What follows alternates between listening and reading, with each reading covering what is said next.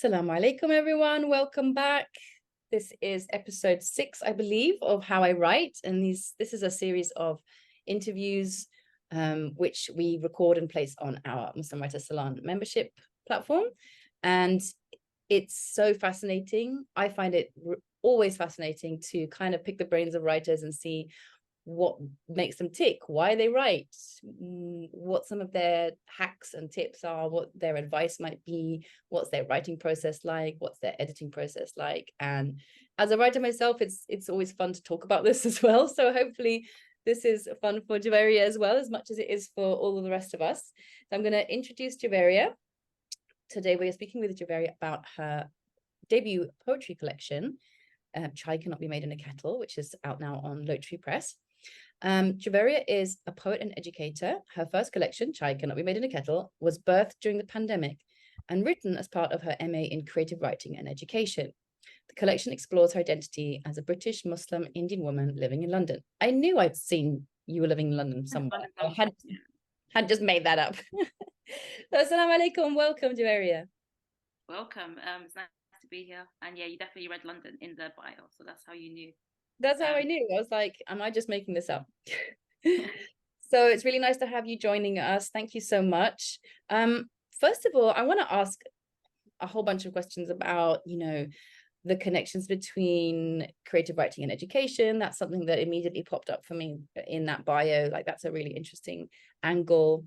And, how you got into writing and so on and so forth, and particularly for this collection. But I wanted to start with, what was it that made you first realize you wanted to write, or that you were a writer? I think it started when I was quite young. So when I was it's related to how much I loved reading. So when I was about like 8 to 10 years old, I used to read a lot of Jacqueline Wilson books. So that's like Tracy Beaker. I used to watch it and read it as well. But I think she was quite so if people don't know, she was someone who was placed in foster care. She was quite rebellious, but she also had like a soft side. But when I would read it, my sister would tease me that I would come out like I was in another world, because I'd binge them in a day, and I just loved being able to read something that transported me to another world. And so I think throughout, like from 8 to like 13, I really loved books, so like reading books, but always thinking that I wanted to write books, and being able to kind of come up with fictional characters and transport to people to worlds where they wouldn't be that person. So I wasn't that person, but I was able to read it. And so that was where I was interested in reading, kind of really connected to writing. And then, so I wouldn't write many stories, but I would write a diary every day about what I would do. And then I would even have like tickets and stamps and stuff. It was almost like a scrapbook and a diary. So it's almost like a storybook if I had known. And from then I realized that I loved documenting what I was doing and writing and being sometimes exaggerating a lot as well. And I guess that's where writer comes in. It's like, it's not always the truth. Some of it's the truth and some of it's kind of fake that, oh, I did this and it's amplified. But that's what I really loved reading and writing, I think, from quite a young age. Yeah, that's really wonderful. It's a lovely thing to remember as well. I've been reading this book called On Poetry by Roger Robinson, and it's like a poetry workshop in a book. And that's one thing he mentions. He's like, you're reading and you're writing, schedule that in. That's really important time. Like, it's like a business meeting that you wouldn't miss. Yeah. And it's something that sometimes I forget. I notice that if I'm in a real writing jag, I'll forget about reading, and then suddenly I'll feel like it's kind of drying up. Does that make sense? Like, oh, I don't really feel the writing anymore, and I have to go and find some new thing to read. Just out of interest, who are some of the people that you read now? So I read a lot of I've gotten back into reading, like you said. Like, I hadn't read for pleasure for ages, just because during my undergrad and masters, you're given books to read, and that's like old Shakespearean books, and it's books that I wouldn't ideally choose. So because I was reading so much for uni, I wasn't actually going out and picking books. I kind of lost that love for quite a while, and like you said, it was quite difficult to gain inspiration. So now I'm reading more, I think because I'm into poetry back, I'm reading a lot of poetry collections. So like Raymond Antrobus, because he's from he's from London as well, and I kind of been able to relate to that. He talks about a lot of race as well, and being dual heritage. And then he also Roger Robinson, Fatima Asghar, so just up and coming poets in and around London, even if they're not based in London, but kind of I can relate to. Yeah, so that's all stuff I read now, just to gain inspiration and falling back in love with reading after studying. That's really awesome. And I think what we have realize we need to do more of for looking forward for the Muslim Writers Salon, because we've been preparing our kind of plan, our program for the next few months, is we want to do more curated reading lists as well, specifically around particular themes, because it can be quite hard. It's such a huge ocean. There's so many books that are published. I mean, just not just what is published every year. There's like millions of books published every year just in English. But like going back and, you know, looking at historical, like the classics, and then kind of rereading them now and saying, well, what can we take from this now, and what don't we want to take? You know, like make you mention, when you study literature and writing, they might push a bit of a kind of classics, you know, angle, which is obviously very white and English usually, and it can be quite frustrating. You know, reading as a Muslim, I mean, that's a whole thing, right? Like writing as a Muslim is one thing, and reading as a Muslim as well. So you mentioned that you did an MA. Did you study creative writing before your MA? Yes, I did an undergrad in just creative writing, and Oh, then wow. masters a year later in creative writing education. What was it that made you kind of see that crossover with education? So in my career, whilst I was in uni, I was doing a lot of education workshops. So I worked with a social enterprise that did kind of helped people from underrepresented backgrounds find their voice. So I was really interested in workshops and education and that element. So being able to, but not education in the sense of like the curriculum, but in terms of like going in as a facilitator maybe and doing workshops within the classroom and then seeing how that impacted people. So the reason I had a lot of experience doing workshops. So the reason why I studied creative writing and education, because I wanted to move forward kind of implementing creative writing workshops within the classroom. So that's where that kind of ties in, because I had a background, even now I kind of have that interest in education, but also like creative writing. So that's where, when I found out there was a degree, a master's that did that, I was like over the moon, because it kind of connected both my worlds. Amazing. That's so beautiful. I mean, yeah, I know that feeling of facilitating a workshop, and it's just such a pleasure to see people's creative juices flowing, and, you know, the feedback that they have. And sometimes that's the first time they have read their work in front of a crowd as well, in front of a group, and like creating a supportive space. Oh, we'd love to have you teach a workshop for us at some point. Inshallah. So along the way, you know, that's really cool that you just knew that you wanted to go down creative writing from the beginning. Like, I think back to myself, I knew I wanted to write ever since I was a kid, but I didn't go down that road academically, because I don't know why. I just thought I need to know more stuff before I can sit down and write or something. I don't know what it was. But in that process, like all through your, whenever it was that you really started writing, was there somebody that, or was there anyone that really helped you along the way, either with encouragement or, you know, putting you onto books about writing or courses or just general advice? Yeah, it's funny that you said that. Like, I actually didn't know I wanted to do writing as a kind of academically, because I didn't think it was. I didn't even know creative writing was a degree. So initially, when I did my A levels, I didn't even do English. I did like social sciences, and then when I actually started a degree in social sciences, like combined social sciences. So I didn't. My first degree was combined social science, just because I didn't know that there was a creative writing degree, and I kind of had stopped writing by that stage. I was reading, but I wasn't writing realistically. But then after my first, like maybe a year or two into that degree, I realized that I wasn't really doing well. I was doing the coursework and stuff. I wasn't actually passionate about the work. I just felt I was just doing it because it was the next best thing. But then kind of when I was at my second year, moving into my third, I was like, a third year is actually like a commitment. It's like when you really get to it, like, do I actually want to do this? So I stopped, and I left that, and I actually started again and did a creative writing degree. So it wasn't plain sailing that I knew what I wanted to do. Even kind of taking on board being a writer as a career. I remember my lecturer was, as soon as we started, he was like, if you're in this for the money, don't do it. Like, they kind of tell you from the get-go, it's not a degree that's seen as serious, or kind of doing it professionally is quite a risk. But as soon as I saw the syllabus, I kind of saw the curriculum, I was like, and as soon as I entered the classroom and I did creative writing, I was like, this is how you're meant to feel. This is how it feels to do something you're passionate about. Because I didn't feel that in my kind of social science degree, and that's when I knew I wanted to do it. But I think what inspired me was that initially I knew I loved writing, and I saw, okay, let me do it. And then whilst I did my undergrad, I still wasn't very sure of my voice. Like a lot of my peers, creative writing wasn't a very diverse classroom. I think it was, even though it was in London, the classroom was kind of there wasn't a lot of ethnic people, there wasn't a lot of Indians in there. So just sometimes my voice was very different to the people that I kind of connected with. So I was very unsure of my voice, and like, does it always feel like I'm complaining? Am I talking too much about race? Does it feel like too stereotypical? But then I had a lecturer who supported me a lot throughout. She's a poet herself, and she supported me a lot throughout my course, and really made me believe in my voice, and made me understand the importance of it. And just getting that, for a poet, I think when you're in that circle of people who are like, so creative writing isn't just poets, it's kind of like storytellers, playwrights, but sharing your work with people helps you really gain your confidence. I think that's what pushed me kind of be like, oh, okay, I want to do a master's. But yeah, I think being in that inner circle really helps you kind of persevere with your voice. Oh, that is so wonderful. It's really good to hear, because we've heard people give feedback about MFA programs in the US, and feeling that they didn't necessarily get the support that they needed because of this whole thing. Like you brought up, voice, like that's kind of what makes you unique as a writer. And I feel like that's like the number one thing that we should be doing, is nurturing people's voices and giving them that confidence to say, yeah, you do have a unique outlook, and that's useful, and the world needs it, and it's valuable.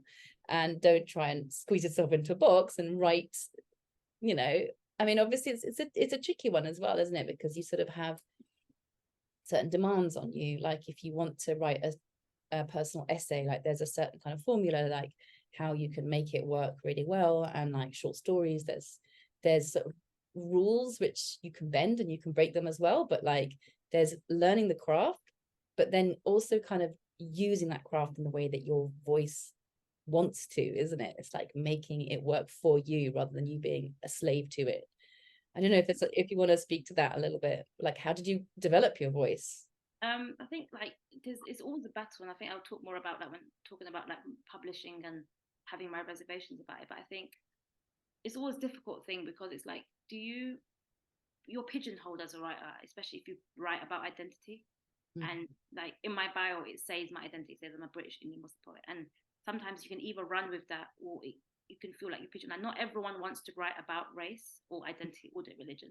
So just because I choose to as a poet, some people are people that write stories, but they write about sci-fi, and that's completely fine. And you shouldn't. That's where it feels like sometimes you might have people within. I didn't have that, but people within your circle, or like a publisher, or a lecturer that says, oh, actually, why don't you lean into this side of poetry because it might work for you? Because obviously, like, diverse voices is what people are chasing at the moment for quotas and stuff. So it's like, it's a fine line of finding that balance. Like, if there's sometimes poems that I've written that have nothing to do with race and identity and religion, and I have to think like, well, does this fit into my work? And it's like, it's completely fine. One day I might write about it just because it's a huge part of my life, but one day I might choose not to. Just sometimes it's like knowing if it runs right with you and it aligns, then you should write what you should want to. It doesn't, just because you come from a certain place, or you're a certain color, or you're a certain religion, you don't have to write about that. But if it works for you, and the reason why it works for me is because that's a huge part of my life, and that's why I write poetry, to help people understand that, and to open those doors. That's why it links. But sometimes in the future, I might not want to write about that.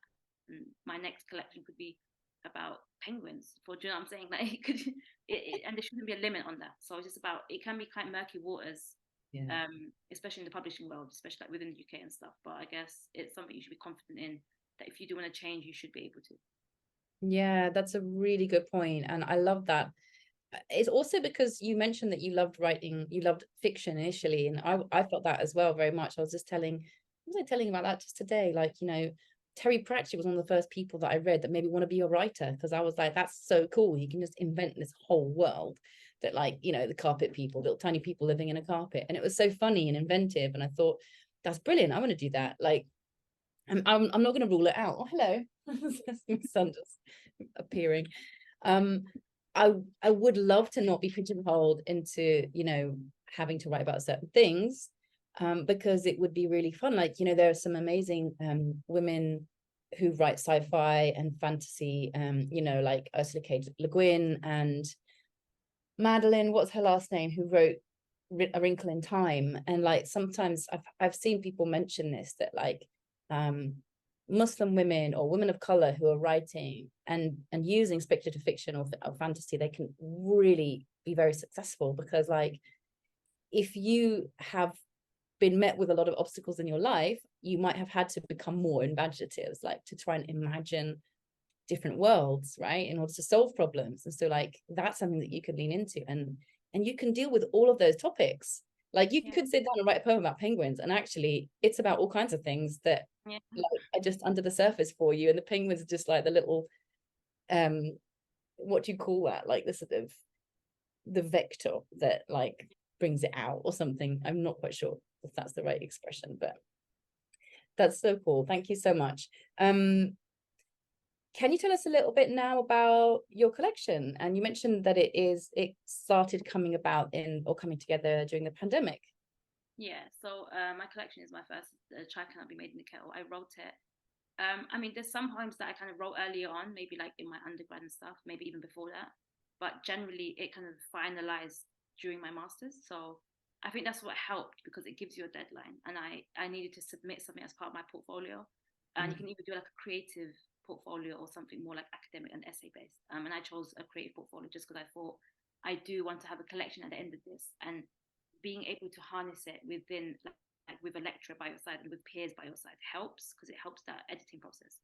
So I had submitted it as part of my master's, and then I wrote it kind of during the time. So I initially started my master's like in person, face to face, and then the pandemic hit like 3 months in. So I was doing my master's virtually, and I was writing the collection virtually, and it was difficult because I didn't have that classroom kind of feedback that we usually would get, and that's how I wrote best.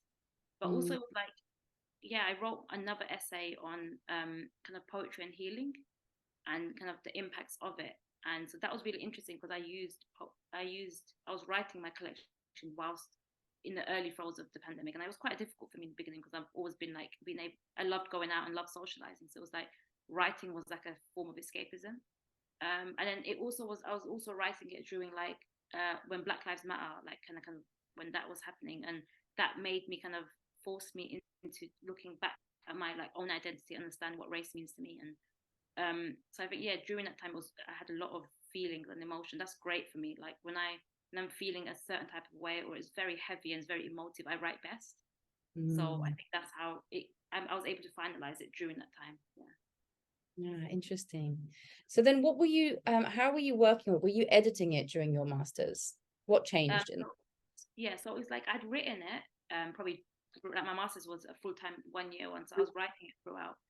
The kind of towards the end, it was more editing, choosing, because I had loads of poems, and choosing which ones, there's a limit obviously as to how many you can submit, choosing which ones that fit, getting feedback from my lecturer saying, okay, like change this, maybe like abstract kind of. So yeah, it was mostly like finalizing it towards the end, but still there was some bits like that I just added in towards the end. So it was quite like a journey throughout it. Yeah. Oh, I'd love to read your essay about poetry and healing. Yeah, I think a lot of us probably, well, those of us who write particularly poetry, but I think even fiction as well, can be very healing. You know, you sort of go into it because you just have this urgency, this sort of unbearable feeling inside, and it's like, how do I get out of this? Well, I can write my way out. It's like the words are like rungs of a ladder or something, like you sort of dig with the words. Yeah, it'd be really interesting to, and we've talked about doing, inshallah, this year we'd love to do an actual journal, because and this is something that we can chat about as well, like I feel a lot of frustration around publishing as a Muslim, and your poem, actually, we welcome submissions from underrepresented writers. It's just so spot on. It's so exactly spot on, because that's really, I think all of us have had that experience. So do you want to read a few poems? Though you don't have to read that one in particular, but like I'd love to hear the poems read by the poet. That's something that's really special. I had chosen to actually read that one just because Yeah, it was cool. one of my favorites, and I know that it's probably the reaction from the crowd when I read it is usually great. But yeah, I might read it in between, but I might start with something else. So yeah, I'll start off with a poem called "The Open Mosque." And it was written during the pandemic when kind of mosques were shut and stuff. So it was looking at it from that lens where a mosque is usually accessible, like open for when your heart needs it, and when it's closed, your yearning for it is much stronger. So it's called the Open Mosque. From Fajr until Isha, the mosque remains open, calling the heartbroken and happy. For everyone, it is open. The Imam calls the adhan melodiously in ancient Arabic, paving a pathway for believers, like a closed door now open. On summer evenings, the pitter-patter of the young rush towards the mosque, waiting eagerly to watch the dome open. An elderly worshipper remains in sujood for half of the night, knowing he will meet his creator, praying his Jannah remains open. A young woman fiddles with her hijab, nervous to enter the mosque. A revert to Islam, she mumbles a silent prayer for her heart to stay open. It is very different now. Believers pray at home. Juwairiah is amongst them. They wait for the pandemic to pass so that the mosque can once again open. Mashallah. It's got a like a ghazal structure, hasn't it? Yeah, it was, yeah. I thought you was waiting for someone to pick it up. The next one is what we spoke about. We welcome submission from underrepresented backgrounds, and it's kind of a tongue-in-cheek poem to say how people kind of, publishers especially, kind of want diverse work and they're almost like craving it, but when you actually send them work that is actually true to us, they don't want us. It's too ethnic for them. So yeah, it's a play on that. So we welcome submissions from underrepresented backgrounds. Please do tell us your stories. You deserve to take up space. Be raw, honest, less open, a little quieter. Be louder, just not here. Please don't make a scene. Red tape, you see, we can't publish that. Speak for us. Say we are champions of diversity. Diversify your work. Branch out. Maybe a little less about blah, blah diversity. More about love, young romance. Make sure you include some identity poems. Yes, some racism you encountered. It's too bland. Talk more about how you were targeted. More of that working class emotion. Dig deeper. Where did it hurt? When they called you names. Oh, yes, perfect that time. They pulled your hijab. Gosh, that's terrible. But do you really have to wear that? Eye-opening work, colonialism, chai, India. We just don't want to alienate anyone. You understand, right? We need BAME working class poets. Thank you for submitting your work. We regret to inform you, but there just isn't enough space. So good. It's so good. I love that. Dig a little deeper. Where did it hurt? It's just like, there was something that, what was it?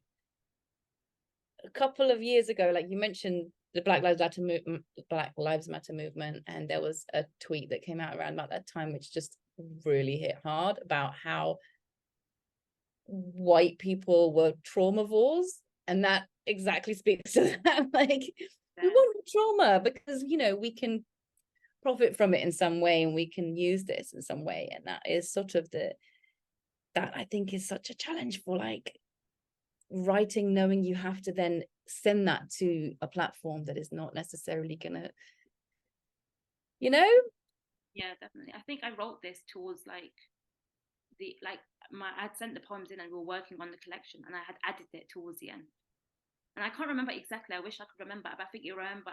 I wrote it very quickly. I remember, like, it wasn't, sometimes poems take me time to kind of write, but I wrote this in one sitting, and I didn't really change it. And I remember writing it because I was angry, and I was like, almost like, I'm quite sarcastic by nature. It's almost like sarcastic, like, well, you want trauma, but is it the right kind of trauma? It's almost like fetishized, and it's really a weird thing to understand as a writer, and it can be frustrating, I think, as a poet, and when it's tokenistic, but then it's just not the right token. Thank you so much. Please come on. So I'll do. So I've got a poem that's called "Chai Cannot Be Made in the Kettle." That's what the kind of book is named. We sip chai as though it is holy. Boil and brew water. Infuse cinnamon with fresh milk. Dip spices into sacred saucepans and dance. In colourful saris to taunt the water to rise. Howl silently as it pours over edges, like a high tide spilling brown bodies. Children gather sheepishly with cupped hands, hoping to be amongst the first, to fill themselves with brown liquid that holds the ingredients of home. So beautiful. And the fact that you mentioned children gather sheepishly with cupped hands, it makes you sort of reread it and go, okay, she's not just talking about the actual chai, she's talking about something else that's being brewed and passed on. Do you want to unpack it a little bit for us, or maybe you want to just leave it as it is? I think, I mean, you read, I think when I read, like, I think I've not forgotten, but you noticing that has kind of made me realize, actually, because I read it now with more love for chai, but actually when I'm reading it back, it says like a brown, like high tide with brown bodies. So that's quite like doesn't feel like it's talking about chai. Mm. But yeah, I think it's the idea of like the commercialization of it. How sacred it is. This is obviously the chai is used, but it's like the sacredness of a culture and the sacredness of a people, and how that's almost like washed away sometimes. Well, yeah, it's open to interpretation. So Wow, that's beautiful. Yeah, no, the howl silently as it pours over edges. You definitely feel like there's something. It's a very brooding poem. It's got like it's got a lot of flavor. That's maybe not the right expression, but you know what I mean. The ingredients of home. It's beautiful. It sounds like a writing prompt, actually. Like, what are the ingredients of home? yeah, actually, I there's a good remember. creative writing prompt. Yeah. Did you use any writing prompts incidentally while you were in any of these?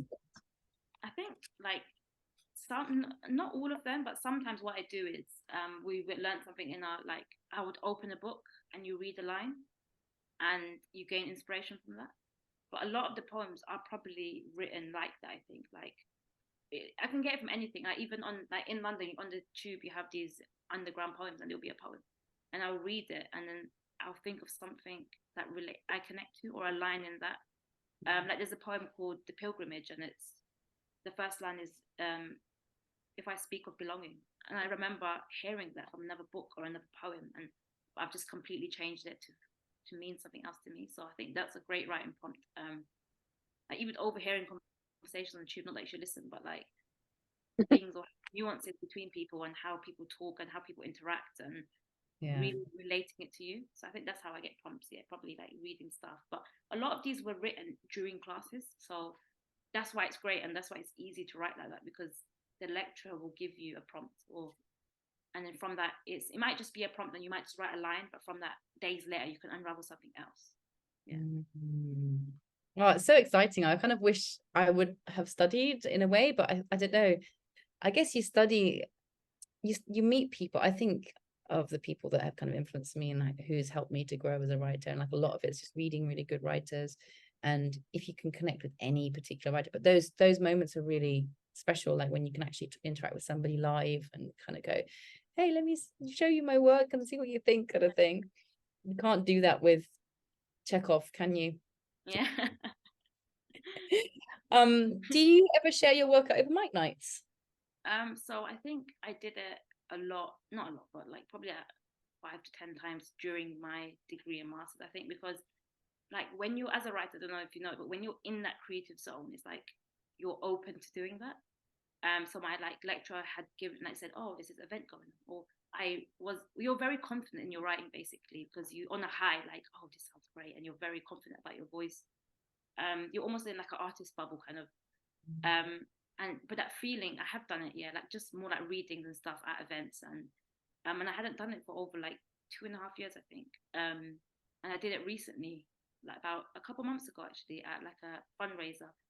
And the reaction, I mean, that feeling reminded me of like why I love it so much, like the feeling of people reacting to your work and people like when I read the "We Welcome" and that kind of poem, people like laughing and like howling and clapping, and I was like, it's crazy that something that I wrote myself, people really relate to and acknowledge. And you didn't have to be from the same background. Actually, probably predominant of the room was white, and it's just them understanding that from that perspective.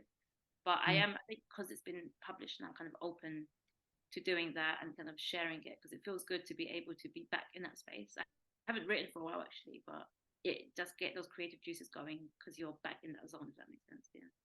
Yeah, that's really important, isn't it? To I'm really glad you brought that up because that's something that like if you haven't experienced that yet, it can be really like I guess that's where the writing block comes in or imposter syndrome, and it's like you kind of need to get into a flow and like just being at university, like if you're studying and you've got a group of students, you've got peers, you know, you have that crowd of people who are all doing the same thing as you, and you kind of support each other, and it's just like a kind of peer accountability thing, I suppose.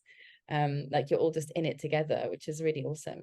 Could you tell us a bit about your writing and editing process? Is there any particular way that you like to write Yeah, and how so to work? I think for me it was quite interesting because when I first started writing, like for people who write, I think poetry in particular, I don't know about other stuff, but poetry in particular is very raw. you literally are sharing what's in your heart, and it's very personal, and it's like you're wearing your heart on your sleeve. And I remember when I first started university, I found it really difficult to get constructive criticism. And when people used like my lecturers just doing their job and kind of taking things away, I'm like really upset that like it almost feels like it's your precious work. And then kind of sitting down with my lecturer, and she used to use the term killing your darling. So it's like I used to write. So now what I used to do then is like I write a poem and kind of leave it as it is. I'm not in editing mode then. And that's just pure in its pure form. It's my heart, and I'm just writing it.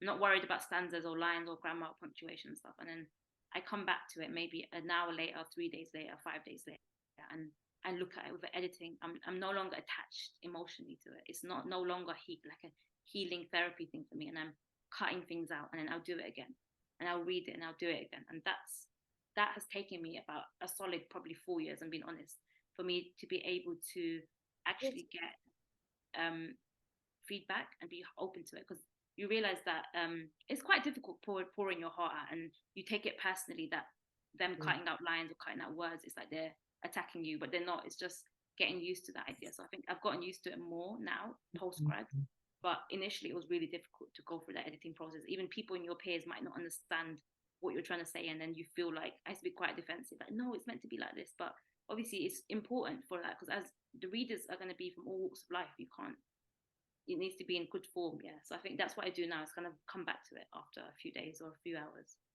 Yeah, that's really, really useful advice. And I think all of us have experienced that as well. Like getting used to having somebody look at your work and you're just like, but this is my heart. How can you criticize it? But then you're like, you also want the criticism at the same time. It's very confusing. But it is, I think that's been one of the most useful things, I think, to learn how to get that kind of feedback, because it helps you to move your craft along so much better. But doing it in a time when you're not feeling so sensitive about it is probably a bit more helpful. Have you found anything particularly challenging in your writing? I mean, it could partly be to do with the material that comes up and the stuff that you feel like writing about. I mean, we talked about voice and how, one of the things that I've realized or discovered is that you find your voice by dealing with the subject matter that is like most raw and most to the heart, and most kind of like hits the nerve for you in a way. But that can be very difficult to do. It can be very hard to tackle those kinds of things. And so there's one side of it which is actually just tackling it, and how do you kind of sit with that discomfort, and then the other side of it is getting it out into the world. I think it's definitely a huge factor for me, because I think actually just before, so I wrote this, like I said, during the pandemic. It was like not a different version of me, but it was like probably a couple of years ago, and I was in that bubble. I think pandemic bubble was real, being like everything feels a lot more like you're at home. It's like you're writing in a safe space. I was writing on my laptop, and it doesn't feel like it's going anywhere. Only me and the lecturer are seeing it. And when I wrote it, I wrote it knowing only my lecturer was going to read it, and it wasn't going to go anywhere. I kind of thought it might get published one day, but I didn't really think that deep into it. And the topics you've read it, or you've come across, you've heard some. It's quite raw. Like it talks about a lot of subjects which are like race, identity, and kind of colonialism and stuff that is quite heavy. And it's not something I would wake up and talk to my people around me about, if that makes sense. It's stuff that's like dinner table, no. Like, do you know what I'm saying? The topics are very raw. It's like, so when I read it, I was very happy with it, and I just did believe in it, and I was very kind of passionate, and then kind of didn't look at it for a long while, and then even the editing process kind of delayed it for quite a while. And then when I read it recently, probably like a couple months ago, I actually thought like I had doubts whether I should publish it. I was like, I don't really know if it's correct. I don't know if it's politically correct. I don't know if it's too honest, too raw. Am I still that person? I'm like in the working world now. Like, do you know what I'm saying? How will my colleagues react to it? How will people I know now react to it? Because you're not in that safe university bubble anymore. And then I spoke to a few people who said like, who made me see that it's like the fact that it was so important then, it's so important now, and that nothing, like it hasn't changed. Like that voice is just that back then I was a passionate me. And when I get back into it, you will see that the issues still exist, and someone needs to do it. And if I'm able to write about it, then if I wrote it then, it's definitely important now. And then hearing people's reactions to it, I thought it would be offensive for like, it's not about anyone, but it might be offensive to certain groups or anything. But it's actually like people like actually now it's helping me understand people, and it's really refreshing. So I think it was very difficult because it was always my dream to get published, and the fact that I was doubting it shows how much I doubted my voice and how that version of me that was in university had kind of dwindled away just because I hadn't written for so long. But when you put yourself back in that poetry world and back in that, like being surrounded by fierce poets who are talking about topics that are usually not spoken about, you're like, no, actually, I really want to write about it, and it deserves the space. Yeah. That's beautiful. But it's a really nice balance, though. I found the collection, like, it has that sort of, yeah, like you say, that kind of like the edgy part of the voice, which is the sarcastic, kind of ironic, or kind of humorous, but in like a sort of dry sort of a way, and talking about the sort of things, like you say, that like most people don't really want to talk about. And I feel like that's kind of one of the ways into poetry, and that can make a very powerful poem, and the sort of poem that could go viral, that like a lot of people can react to, because it feels like, wow, it's almost confronting. It's got a little bit of a confronting side to it. But then you also have poems like, one of the first poems you talk about writing about the Prophet ﷺ, and and about Hajj and things like this, and these are sort of topics that I know a lot of Muslims would love to write about, and it's almost harder to write about that kind of stuff. Would you agree? Yeah, so like it's interesting you said that, because I like, although I'm a poet, I actually struggle to write, like there isn't a poem in there like directly that's about like my husband, or although I've spoken about like family and stuff, I actually haven't written like a poem about my family or like individual members, because it's so difficult for me to write about. It's almost like the more you care about it, the more it's hard for you to write, if that makes sense. So because how can someone who loves words and knows words so well, and like the written language is how I work and how I converse, how can I morph all of that into a poem? How can I express all those feelings in 4 paragraphs?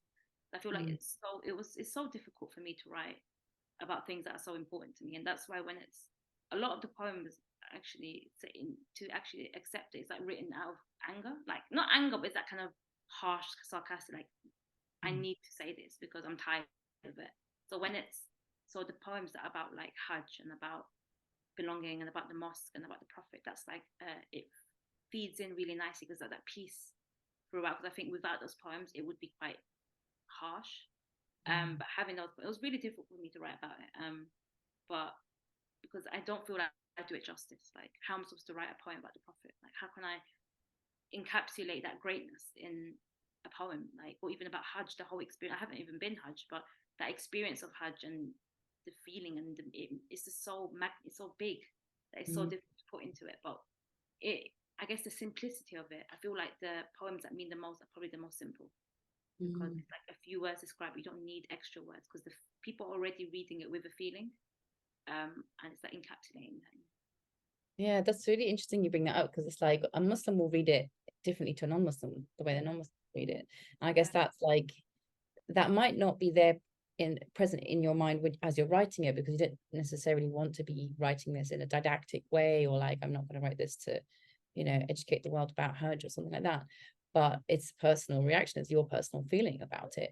But then when it comes to, again, like there's the writing of it and there's the sharing of it, and I feel like they're two quite different beasts, and what the writing of it, you've got to overcome your own imposter syndrome and your own all these obstacles and hurdles that people have to writing, fear of like what's going to come out, there's all kinds of things, all kinds of reasons, and like resistance that we put up in our minds, and real resistance like from outside as well.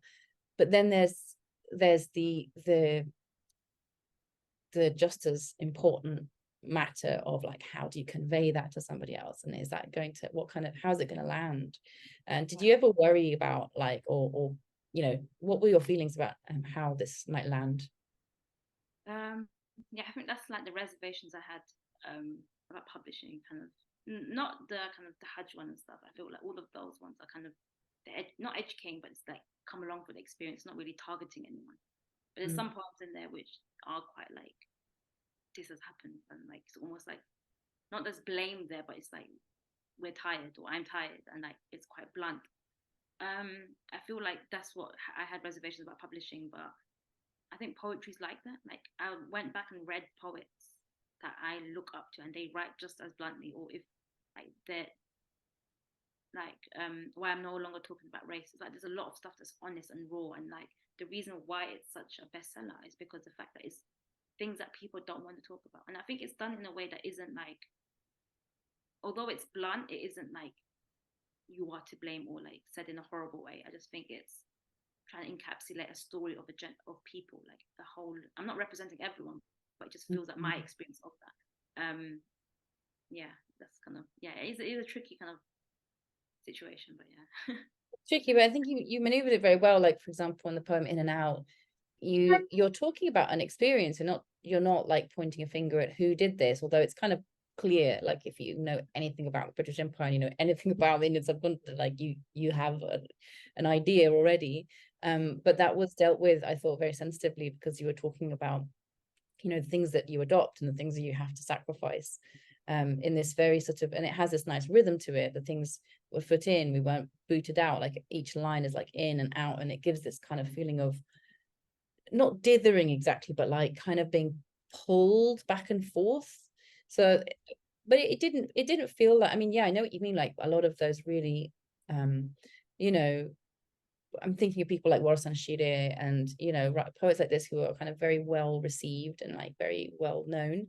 They have a very blunt, direct way of talking, and sometimes they will be talking about a person in particular, like their mother or their father, or like a very specific person, and you kind of think, oh, like, how could I don't know if I could do that, you know, like write about one particular person and name them.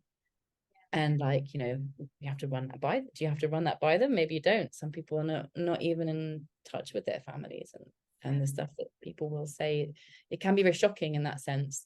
And I guess as Muslims also, that's something that we're very trained not to do. And you know, speaking badly about people, and like having a husn one, and that whole kind of thing, you know, having good opinions of people. But like sometimes you just have to, you have to voice what has happened. Like we also need to speak out against injustice, and if there is an injustice that's there and you don't say anything about it, like you're killing yourself. It's like a kind of soul death almost. Like it's, that maybe sounds really dramatic, but I think that's adequate. Like to me, that's an adequate description. So I did have a few more questions, hold on.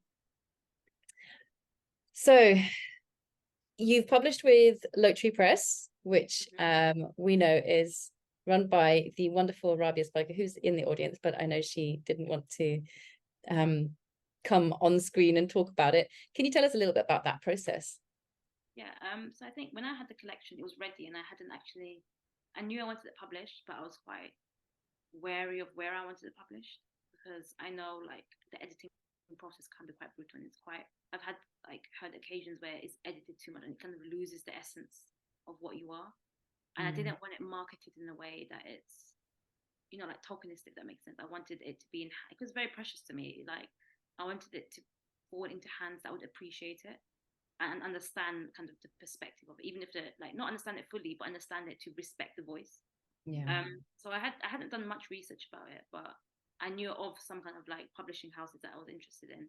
And then I kind of came across Lote Tree Press just off Instagram, and the fact that it just said specializes in Muslim poetry, that kind of, yeah, that kind of tugged me in, because I've never seen that before, and it's that's what it's about, and that's my identity, and that's huge. And I thought like kind of reading what else was done, and yeah, I think the editing process worked really well. I felt like my voice was respected. I felt like it kind of happened quite seamlessly. I was given a lot of kind of, yeah, I was like being able to manage what I wanted to do, and I felt like the voice was protected throughout it. So yeah, I submitted it, and it was liked and chosen. So yeah, I was happy, and I think I got out of it what I wanted. And that was that, for it not to feel in its most authentic form, and the way it was birthed through me, it came out towards the end. It's exactly how I wanted it to be and wanted it to be finished. Yeah. That's so beautiful. Oh, congratulations. That's wonderful.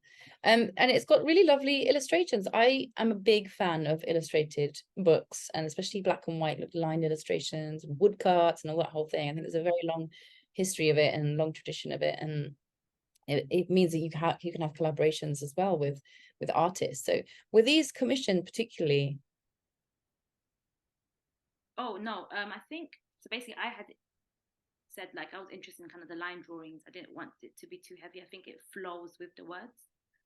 I didn't want it to be images that were too kind of harsh with it, like take away from the poetry. And it's kind of like not in now, but it's kind of people do with it with poetry, kind of line drawing. So I had shared an interest that I did like that, like an idea of it. And then it was kind of you can go to the end of the book and see who each illustration is by. But I think they were available to use, and kind of the publisher kind of worked out what fitted most, and kind of we chose it kind of together, and said I was happy with it. But I think they were chosen quite nicely, and they do kind of connect with the book. Yeah, it's really amazing actually how it looks like they've been custom designed like specifically for the book, because they just seem to fit so well with the poems. I sort of thought, and also like all of them have a flow, like they all have a particular style. It's quite surprising that they're done by different people. Mashallah, mashallah. It's really lovely to hear the backstory behind this collection.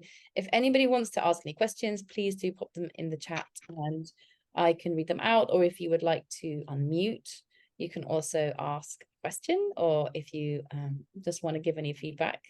And these are really beautiful poems, by the way, and you can, Nafisa has put the links to buy the collection.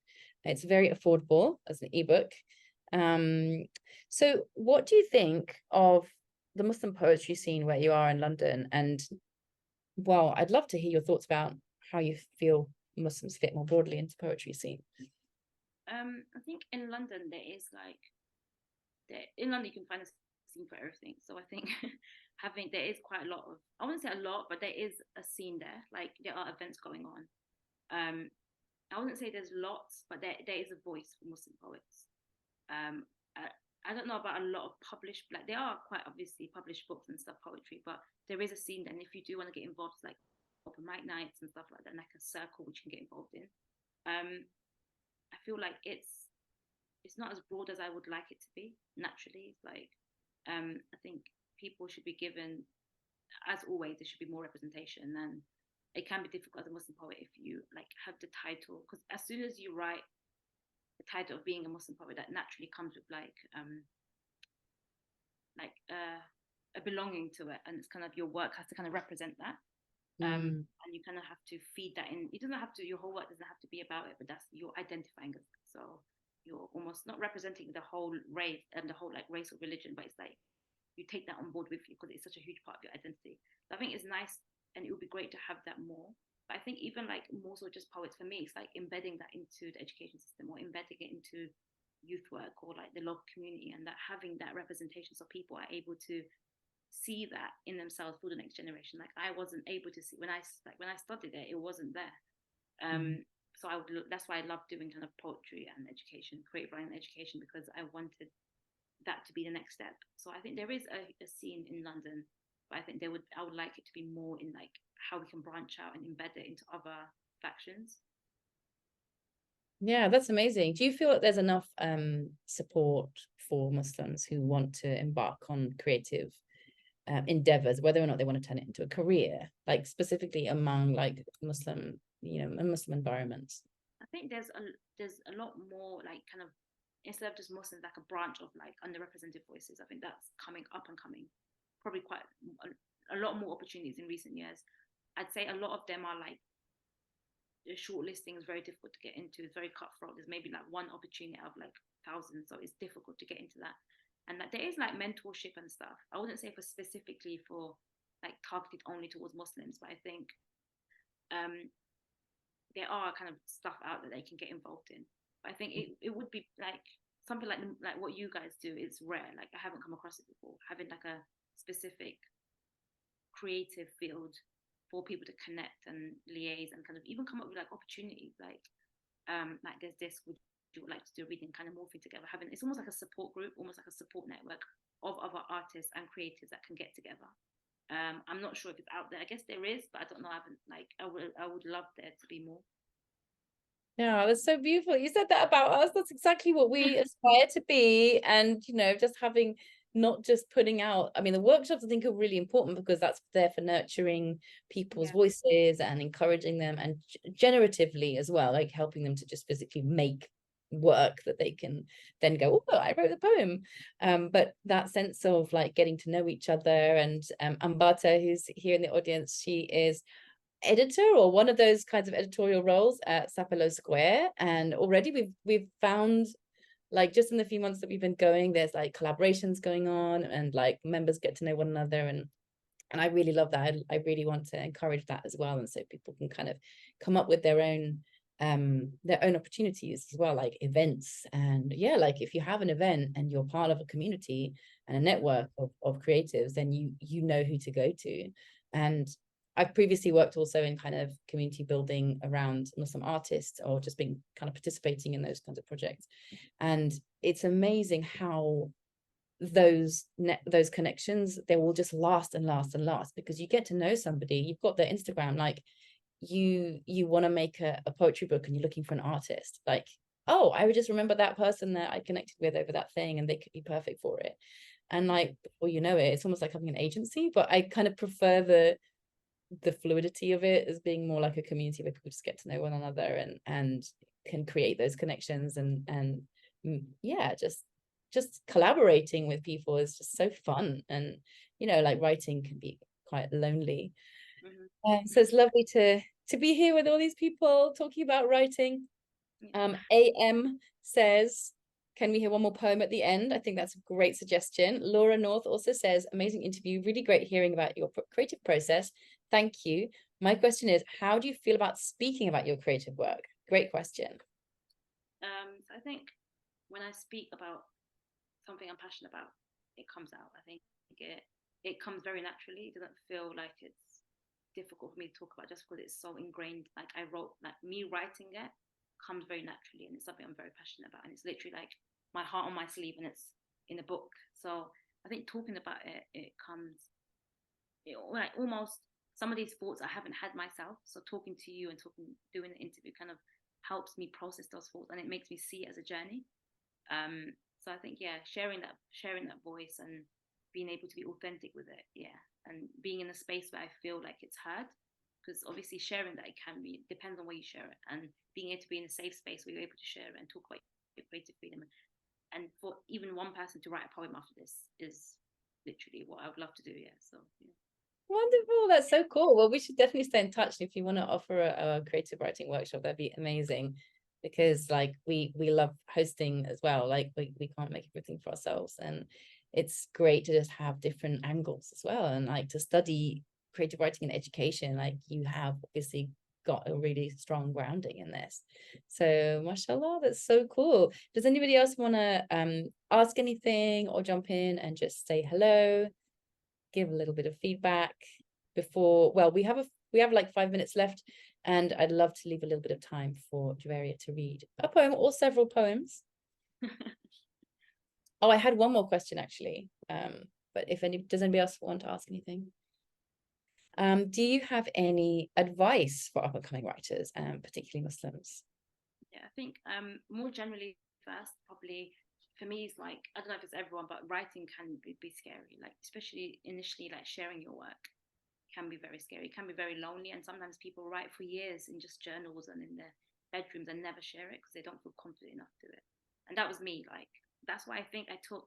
Not everyone takes the kind of academic route when it comes to poetry. A lot of poets, probably majority of poets, kind of just write and it gets published. I don't know if a lot of people, but I took the academic route just because I needed that. I needed that kind of comfort, and I needed that safe space. I needed that confidence to be able to do it, and it gave me that safe space in classroom to do it.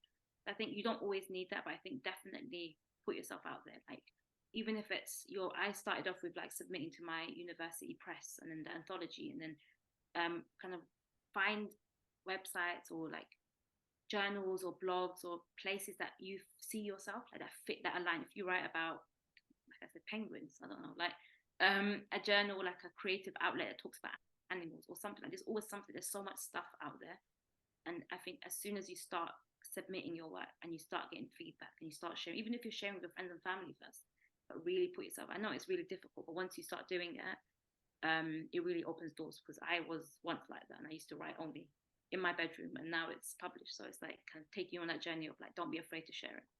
I think as a Muslim poet and a poet that has like if you have ethnicity or something that you write about is your identity, even if it's not. I think not being afraid to use your voice. I think if it's, don't feel like you have to write about something to make you, like, don't write with the intention of going viral or having loads of people write it. Write what comes naturally and write what you want to write. And then and that is probably the most word that resonates. Like, whenever I've written a poem that's come from the heart, it's probably connected with people the most. If I've written to feel like it's mainstream, it's probably what people have read before. What makes you unique is the fact that you have your voice. No one has lived a life like you. No matter where you come from, your experience is very, very unique. So I think don't be afraid that if you are a Muslim poet, if you are a Asian poet, whatever, any poet that you are, to use that. And even if it feels like people are pigeonholing you, kind of sticking to your guns, so to say, and like really writing what's authentic to you. Oh, that's really beautiful advice. Thank you so much. This has been such an amazing discussion. Oh, is there anything else anyone wants to? AM is applauding. Love it. In the chat there are 2 links. There's one to purchase in the UK. Anam is also applauding. Anam is also based in London. You can purchase it through the UK through amazon.co.uk or amazon.com. I really recommend it. This is a really beautiful collection of poems and really special to read a Muslim woman writing, really, as you say, like from your experience, and this is what makes you unique, and lean into it and don't feel like you have to apologize for it. And it feels very much like it's unapologetic, but it's also sort of not so on the nose, that like there's also subtlety there, and there's sweetness and there's beauty. So mashallah, it's been lovely to connect with your writing, and so nice to see you and meet you and hear about it. Yeah. Very sweet to the spirit. Oh, that's a beautiful expression, Anam. Thank you so much. Noor says jazakallah khair, and Anam says thank you so much for being here with us today. Wonderful. Well, I guess we can wrap things up. Thank you so much, Juwairiah. Great being here and sharing it. You've been the first for me to talk about my collection. Yes, that would be special. Inshallah, many more. I was going to say, have you been in touch with the people from Rumi's Cave? I haven't, no. Oh, okay. Well, we'll connect you, because Rakaya, who did a workshop for us, I think she runs the open mics there. I'm pretty sure they have an open mic once a month, regularly anyway, and it would be a lovely place to do like an in-person launch as well, because like that's just one of the things you want to do, like you say, like see people in front of you, get that minute by minute, moment by moment feedback, and of course you have books to sell. And in my experience, the only way I sell books is if I'm actually there in person talking to people, and then they go, oh, you have a book, and they just carry it off, hopefully pay for it as well. Anyway, thank you so much, and take care, and let us know all the developments in your writing journey, inshallah. Great speaking to you guys. Take care. Assalamu alaikum. Thank you everybody for joining.